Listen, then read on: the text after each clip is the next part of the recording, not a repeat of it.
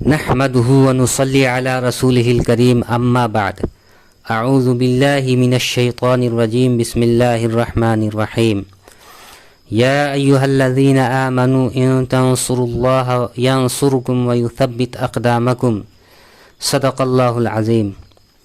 تمام تعریف اس اللہ ہی کے لیے ہے جو سارے جہاں کا خالق ہے، مالک ہے، وہ اکیلا ہے، اس کا کوئی شریک نہیں، سب اس کے محتاج ہیں، وہ کسی کا محتاج نہیں۔ میرے محترم بزرگ و دوستو، میرے اس ویڈیو کا موضوع ہے ہندوستان میں یا کہیں بھی مسلمانوں پر ظلم ہو رہا ہے تو مسلمانوں کو کیا کرنا چاہیے۔ مسلمانوں کو 5 کام کرنا چاہیے۔ پہلا، پورے دین پر چلنا چاہیے۔ دوسرا، پورے دین کی دعوت دینا چاہیے۔ تیسرا، توبہ و استغفار کی کثرت کرنا چاہیے۔ چوتھا، دعاؤں کا اہتمام کرنا چاہیے۔ پانچواں، قنوت نازلہ پڑھنا چاہیے۔ اللہ تعالیٰ نے قرآن میں ایمان والوں سے کہا ہے کہ اے ایمان والو، اسلام میں پورے طور پر داخل ہو جاؤ۔ جس کی زندگی میں پورا دین ہوگا وہ دنیا اور آخرت میں کامیاب ہوگا۔ دنیا اور آخرت میں کامیابی کے لیے زندگی میں پورا دین کا ہونا شرط ہے۔ دوسرا کام ہے دین کی دعوت دینا۔ اللہ نے قرآن میں امت محمدیہ سے فرمایا ہے کہ تم بہترین امت ہو، تم لوگوں کو نفع پہنچانے کے لیے نکالی گئی ہو، تم نیکی کا حکم کرتے ہو اور برائی سے روکتے ہو اور اللہ پر ایمان رکھتے ہو۔ تاریخ گواہ ہے کہ جب تک یہ امت دعوت و تبلیغ کا کام کر رہی تھی، اللہ کی مدد ان کے ساتھ تھی، روئے زمین کی خلافت اور بادشاہت بھی ان کے پاس تھی۔ جب امت مسلمہ نے اس کار نبوت کو، دعوت و تبلیغ کے کام کو چھوڑ دیا تو امت پستی میں چلی گئی اور ان کی خلافت اور بادشاہت بھی چلی گئی اور مسلمان پچھڑے پن اور پسماندگی کا شکار ہو گئے۔ اس لیے مسلمانوں کی پستی کا واحد علاج یہ ہے کہ امت مسلمہ کے ذمہ جو دعوت و تبلیغ کا کام سپرد کیا گیا تھا، امت پھر سے اس دین کی دعوت و تبلیغ کرنا شروع کر دے تاکہ اللہ کی غیبی مدد ساتھ ہو جائے۔ مسلمانوں کی پستی کا واحد علاج یہ ہے کہ امت مسلمہ کے ذمہ جو دعوت و تبلیغ کا کام سپرد کیا گیا تھا، امت پھر سے اس دین کی دعوت و تبلیغ کرنا شروع کر دے تاکہ اللہ کی غیبی مدد ساتھ ہو جائے۔ قرآن میں سورہ محمد کی آیت نمبر 7 میں اللہ نے فرمایا ہے، اے ایمان والو، اگر تم مدد کرو گے اللہ کی تو وہ تمہاری مدد کرے گا اور جمع دے گا تمہارے پاؤں۔ اللہ کی مدد کرنے سے مراد اللہ کے دین کی مدد کرنا، یعنی ہماری زندگی میں، ہمارے گھر کے لوگوں کی زندگی میں اور سارے عالم کے انسانوں کی زندگی میں دین آ جائے، اس کے لیے کوشش محنت کرنا، جان مال وقت کی قربانی دینا۔ اس سے ہمیں اللہ کی غیبی مدد حاصل ہوگی۔ جس طرح جنگ بدر میں 313 مسلمان کو اللہ نے 1000 کافر پر غالب کر دیا، اللہ کے حکم سے ایک چھوٹی سی جماعت ایک بڑی جماعت پر غالب ہو گئی۔ سورہ آل عمران کی آیت نمبر 160 میں اللہ کا فرمان ہے، اگر اللہ تمہاری مدد کرے گا تو کوئی تم پر غالب نہ ہو سکے گا، اور اگر وہ مدد نہ کرے تمہاری تو پھر ایسا کون ہے جو مدد کر سکے تمہاری اس کے بعد۔ اور اللہ ہی پر بھروسہ کرنا چاہیے مسلمانوں کو۔ خلاصہ یہ ہے کہ اگر مسلمانوں کو اللہ کی مدد مل جائے تو پھر کوئی دوسرا مغلوب نہیں کر سکتا۔ سورہ نور میں اللہ نے فرمایا ہے، اللہ نے وعدہ کیا ہے ان لوگوں سے جو تم میں سے ایمان لائے اور انہوں نے عمل صالح کیے کہ ان کو ضرور روئے زمین کا خلیفہ بنائے گا۔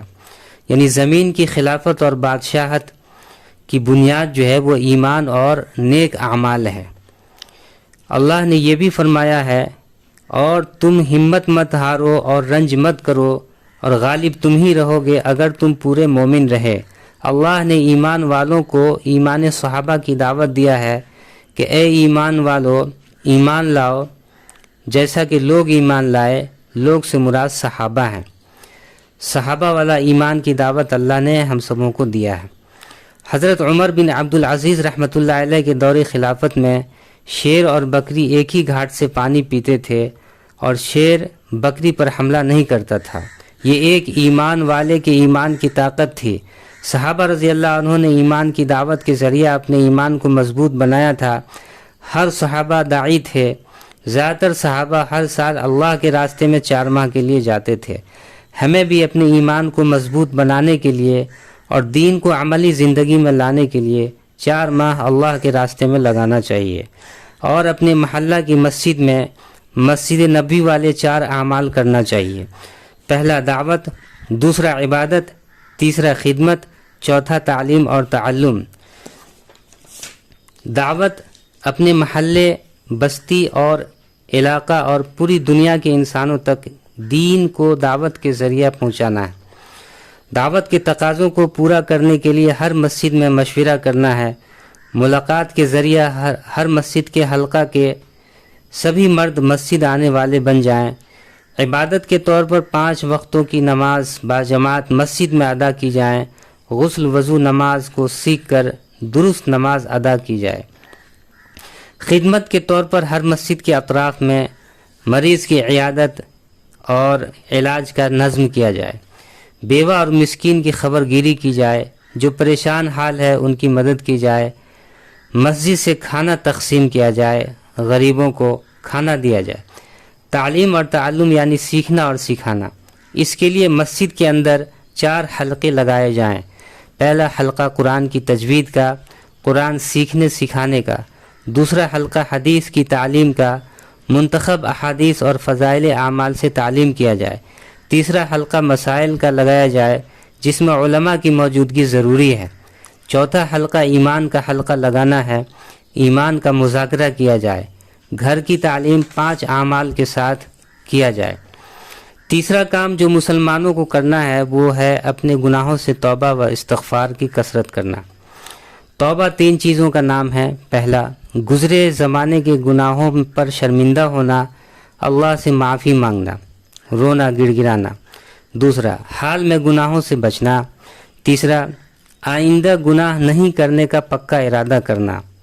جو کثرت سے استغفار کرتا رہتا ہے، اللہ اس کے لیے ہر تنگی سے نکلنے کا راستہ بنا دیتے ہیں اور اسے ایسی جگہ سے روزی عطا فرماتے ہیں جہاں سے اس کو گمان بھی نہیں ہے۔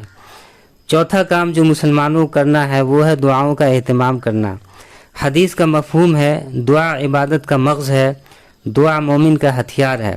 اس ہتھیار کو استعمال کرنا یعنی دعا مانگنا ہم سب لوگ سیکھیں۔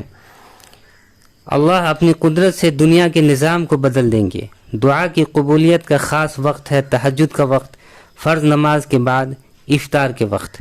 سارے مسلمان ایک ساتھ تہجد کے وقت، افطار کے وقت اور جمعہ نماز بعد اللہ سے دعا کریں کہ اللہ مسلمانوں کو ظالم کے ظلم سے بچا لیں۔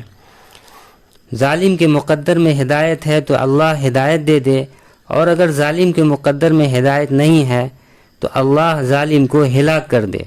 مظلوم کی بد دعا اور اللہ کے بیچ کوئی پردہ نہیں ہے۔ مظلوم کی دعا ضرور قبول ہوگی انشاءاللہ۔ اللہ کا فرمان ہے کہ اللہ کسی قوم کی حالت کو اس وقت تک نہیں بدلتے جب تک کہ وہ اپنے آپ کو نہ بدلے۔ اپنے اندر تبدیلی لانے کے لیے ایمان کو مضبوط بنانا، پورے دین پر چلنا، دین کی دعوت دینا ضروری ہے۔ اتنا علم کا حاصل کرنا ہر مسلمان مرد عورت پر فرض ہے جس سے حلال و حرام کی پہچان ہو جائے۔ لہٰذا کوئی بھی علم اللہ ہی کی رضا کے لیے حاصل کرنا ہے۔ روزی کا مالک تو اللہ ہے، مقدر کا رزق تو مل ہی جائے گا۔ سارے عمل کا دار و مدار نیت پر ہے۔ خشکی اور تری میں جو بھی فساد ہے، بگاڑ ہے، وہ انسانوں کے ہاتھ کی کمائی ہے۔ اگر زمین میں خوشحالی چاہتے ہیں تو دین کو عملی زندگی میں لائیں، اپنے عمل کو درست کریں۔